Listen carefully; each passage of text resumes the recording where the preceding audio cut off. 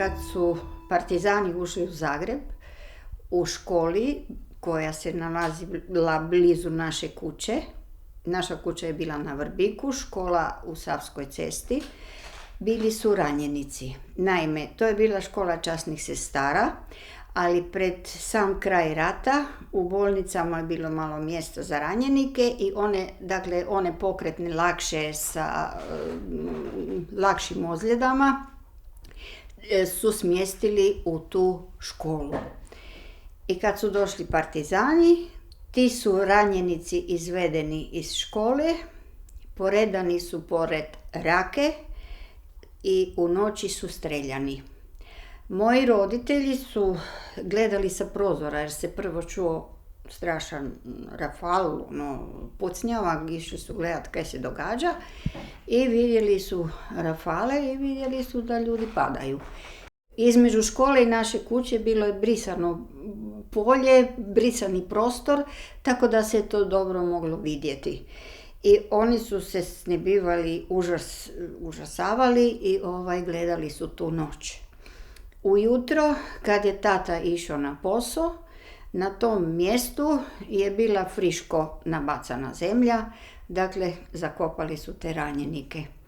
Isto to je gledao jedan susjed iz tadašnje Cvjetne ceste, sada se to zove Poljička, tada je on čak imao bolji pogled na cijelu situaciju.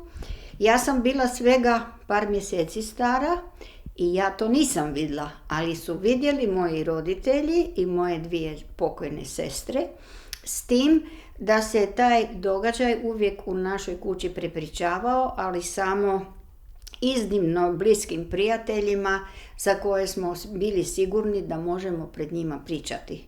Ja nikad to nisam spomenula u školi. Međutim, kasnije, iznad tog grobišta, asfaltirao jedan prostor, postavljene su 2 košarkaške košare, da bi se kao to formuliralo za igranje košarke. I još jedan detalj, za Svisvete su često tamo gorile svijeće. Dakle, neko je znao da je neko njegov tu. Užasno, užasno.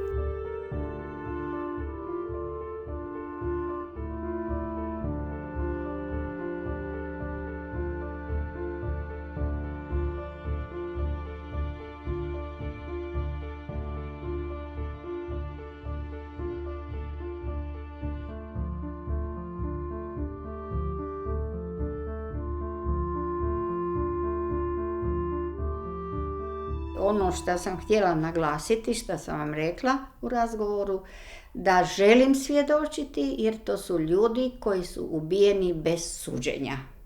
Od 1935. do 1940. Tito je bio pozvan u Moskvu.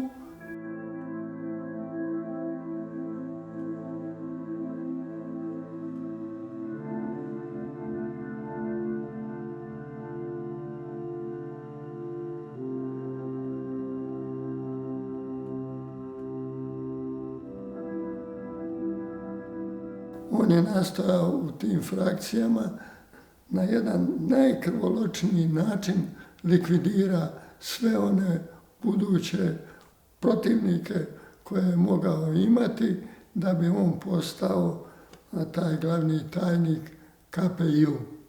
Što se trebalo zapravo u konačnici odlučiti 1940. godine na toj 5. zemaljskoj konferenciji komunističke partije koja je održana evo ovdje od nas možda 2 kilometra.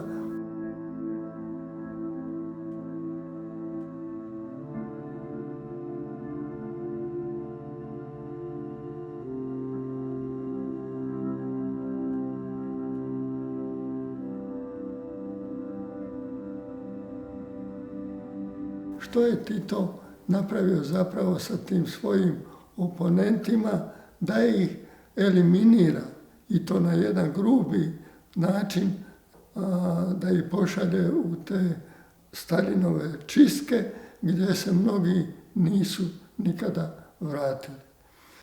rekao je Tito, ajdemo tako da ne duljimo, za Milana Gorkića, shvatio sam da su partijski aktivisti za njega samo figure.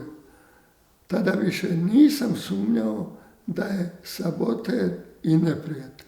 Tako je Tito pisao u Moskvu. Uhićen je u Moskvi 1937. i optužen kao britanski agent i strijeljan je 1939. godine.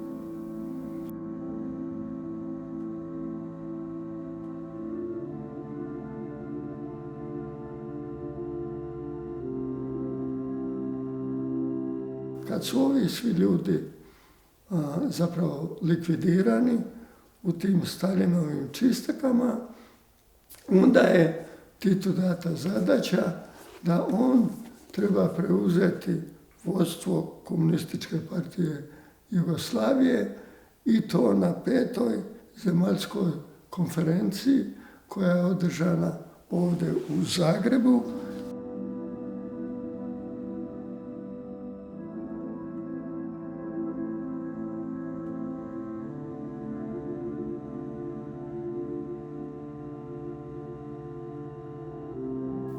I na toj konferenciji je zapravo Tito izabran je u Centralni komitet za sekretara Komunističke partije Jugoslavije.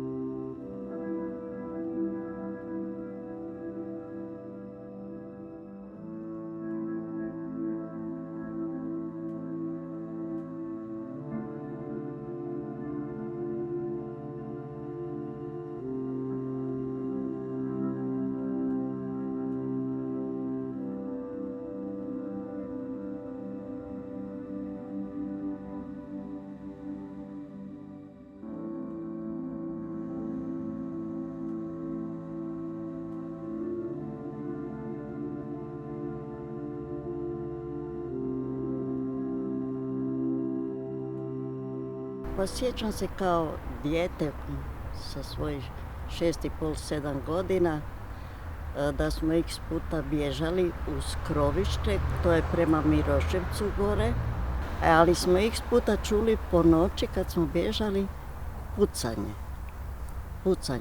I onda jasno uvijek su nam rekli sakrite se, veri da vam koji metak ne doluta u glavu ili u noge, ne daj Bože.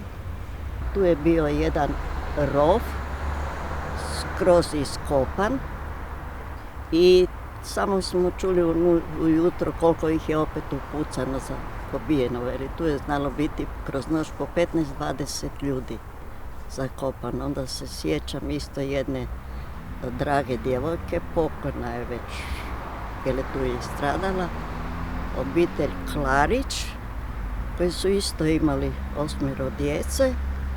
A tu stariju sestru njegovu, Dragojlu, točno imala je pletenice tako debele ko moja tu u gležnju, ne. Tu u taj rov kak je dolazila, ona je jednostavno zajaokala i vikala čuvajte mi ostalu obitelj, imam još mlađi sestri. A preko puta kak je taj rov, ravna cesta je bila, tu je bila neka obitelj Dasović, to se jako dijete velim sjećam, Dasović, koji su imali 3 sina i ta 3 sina su nestala, najvjerojatnije su isto tu u tom rovu, roditelji nikad nisu saznali za njih i oni su već pokojni odavno, ne.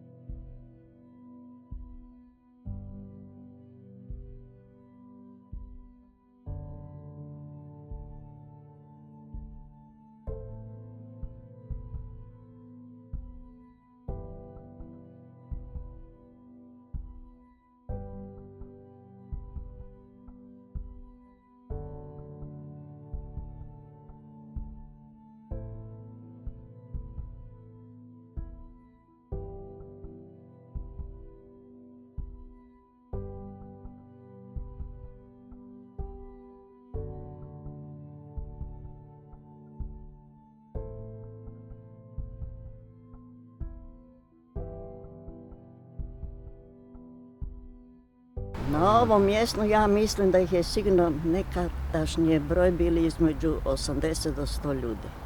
I tu kad su ovo počeli, onda su zato i naletili. Vele da su prvo našli te kečke. Od Dragojle i po kosi, a to je naša Dragojla, ne?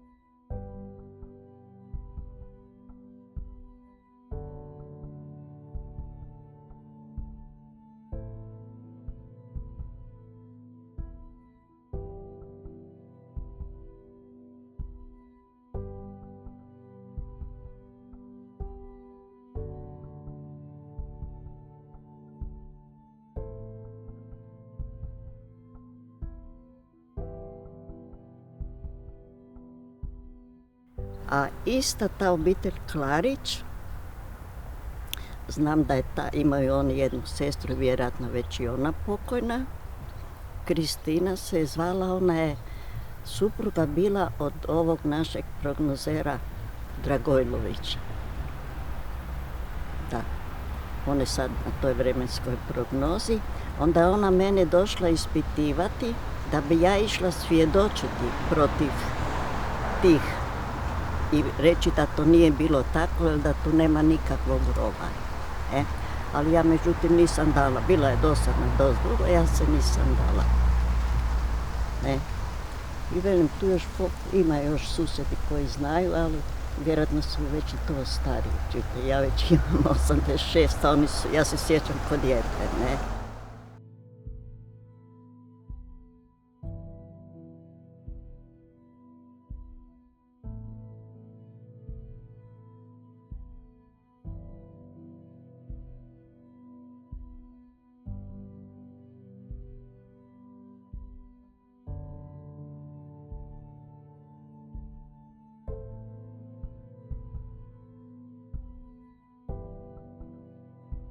U Aveniji Dubravi, tam je bio godinama onaj jedan križ,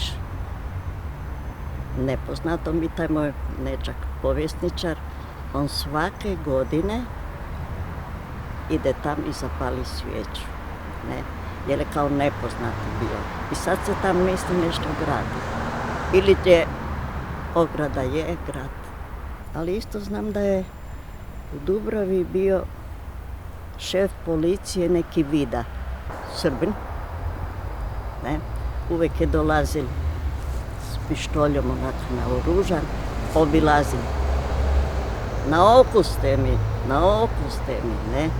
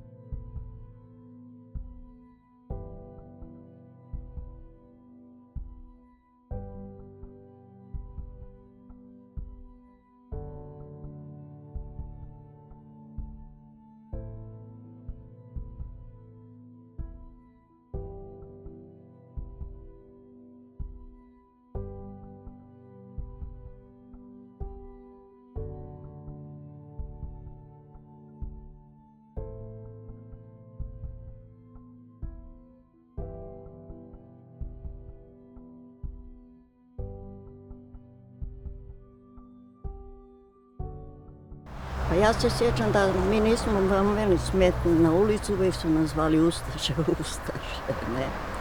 A dogodilo se to jer je moj otac, s obzirom da je imao 21 djecu, dobio kuću na poklon od Pavelića. Da. Kad bi došli partizani, onda su nas jednostavno zdola isterali iz te kuće i tu na silu ugurali u Trgovljanskog 22.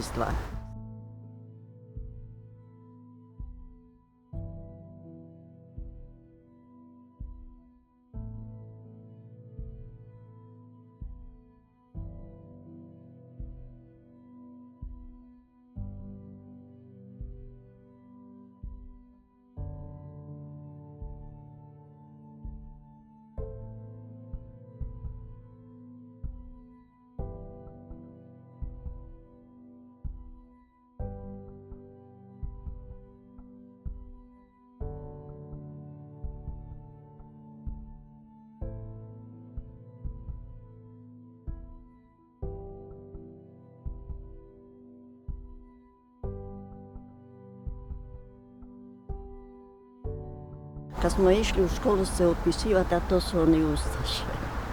Ne. Onda se, kod zaposlenja isto tako. Ja se sjećam da sam se trebala ići upisati u Kušljanovu gimnaziju tam, ne. Podatke je daval uvijek nekakvi iz općine, Hosni se je zvali. Hosni, podatke o svakom od nas. I nismo se uspjeli, nismo.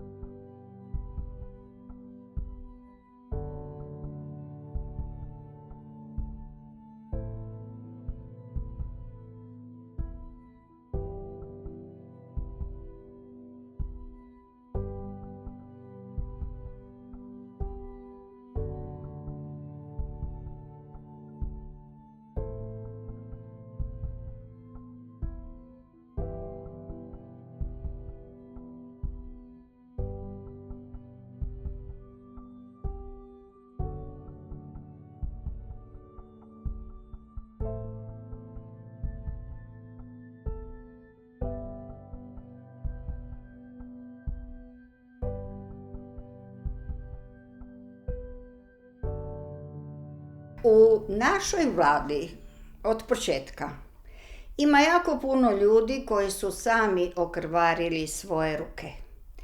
I to se je uvijek dosta, ne mogu reći zataškavalo, ali se je nastojalo što manje o tome pričati, što manje to isticati. Mi moramo dalje, mi moramo svi u suživot i sve je to jako lijepo. Ali ako ne kažemo istinu, onda nema ni budućnosti. Nema. Povijest se mora znati. Njihovi djedovi su ubijali naše djedove, njihovi očevi ubijali naše očeve, njihovi sinovi ubijali naše braće i sestre i danas ponovo, pa kako mi, ko smo mi tu da nekomu sudi? Pa pravna se država ne stvara na taj način. I pravna država nikada ne može završiti na taj način. I sada ulazimo u tu jednu sferu koja je isto u Hrvatskoj nikada nije razjašnjena gdje su korijeni zapravo tog našeg zla i toga jugoslavenstva zapravo. Oni sežu puno dalje nego što se u hrvatskoj historiografiji to smatra. Jel? Nevjerojatno je koliko je utjecaja tu imala, istovjetnog utjecaja Katolička crkva i Komunistička partija. I danas se to očituje, recimo, u tim područjima u Hrvatskoj, ovdje u Republici Hrvatskoj, kroz te kršćanske katoličke organizacije bila gurana do maksimuma to jugoslavenstvo. Jedan od takvih osoba bio je i Srećko Džamonja, koji je bio zapravo dobrovoljac Solunskog fronta. A takav je dobrovoljac bio i pokojni Stepinac. I onda je on nastupao kao ta elita te nove jugoslavenske struje koja je trebala konačno uništiti Hrvate kao takve.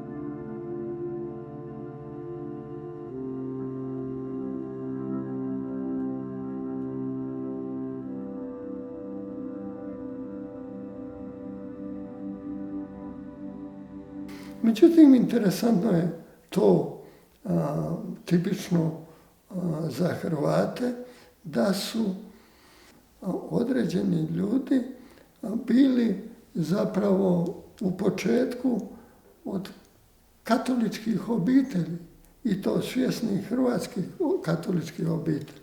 I recimo ta obitelj Čamonja, ona je porijeklom iz Popova Polja, katolici. I njegov stric i neki drugi bili su svećenici katoličke crkve. Jel?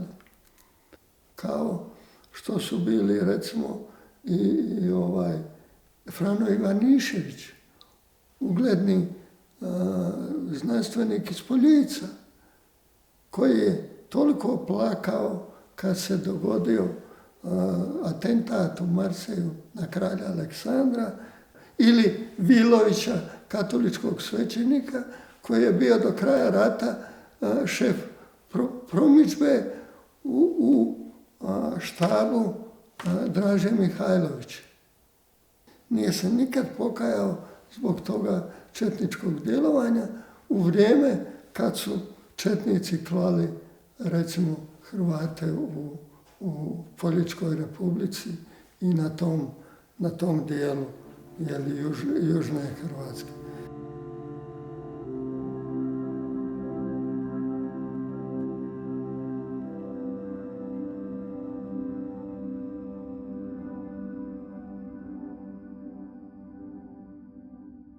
I zapravo danas isto postavlja se pitanje zašto u tim područjima, recimo, ti ljudi danas glasuju za ostatke te komunističke partije iz prošlosti.